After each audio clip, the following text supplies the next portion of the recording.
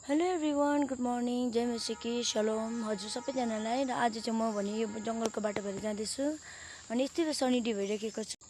अन्त यहाँको नजारा यस्तो भइरहेको छ। आज चाहिँ एकदमै घाम लागिरहेको छ हो।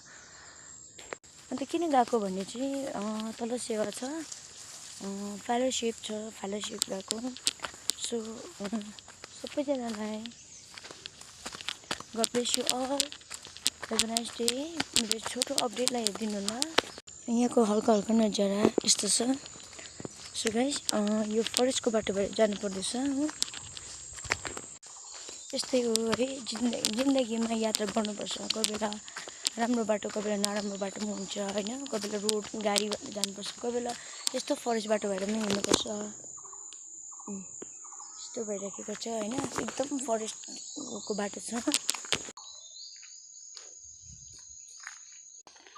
त्यसरी घाम लागिरहेको छ होइन, सनी डे भइरहेको छ, गरम पुरा छ होइन। अन्त सिक्किममा चाहिँ अब चाहिँ एकदमै गरम बढेर जाँदैछ।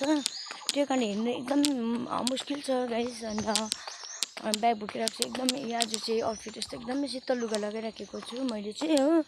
अनि आज चाहिँ हामीले सेवा गएको, यो के भन्छ एकदमै फरेस्ट छ, बिग फरेस्ट ठुलो छ, एकदम फरेस्ट छ। तर छेउछाउमा घरहरू पनि छ। यहाँको उता अलिक लोकेसनहरू राम्रो छ, घरहरू पनि छ अलिक उतानिर होइन। यो चाहिँ एकदमै ठुलो फरेस्ट हो। यहाँ चाहिँ घरहरू छ होइन। यो चाहिँ एकदम ठुलो ठुलो घरहरू पनि देख्नुहुन्छ यहाँ चाहिँ। अनि यहाँदेखि तल चाहिँ यस्तो छ हो, यस्तो छ एकदमै वृन्दावन छ, ठुलो फरेस्ट। चराचुरुङ्गी कराएको मात्रै सुन्छ। आजभन्दा धेरै वर्ष अगाडि हामी यही ठाउँमा बस्ने गर्थ्यौँ। अनि केही सिचुएसनले गर्दा हामीले है आफ्नो अर्को जग्गामा हामी सिफ्ट भएको छ। र यस्तो छ, यहाँ चाहिँ फरेस्ट एकदम ठुलो। यहाँको एक दिन मौका पाएछौँ, तपाईँले यहाँ देख्नुहुँदैछ तल घर। यो चाहिँ 1932 मा बनेको घर हो है। अनि यति नै मेरो छोटो अपडेट।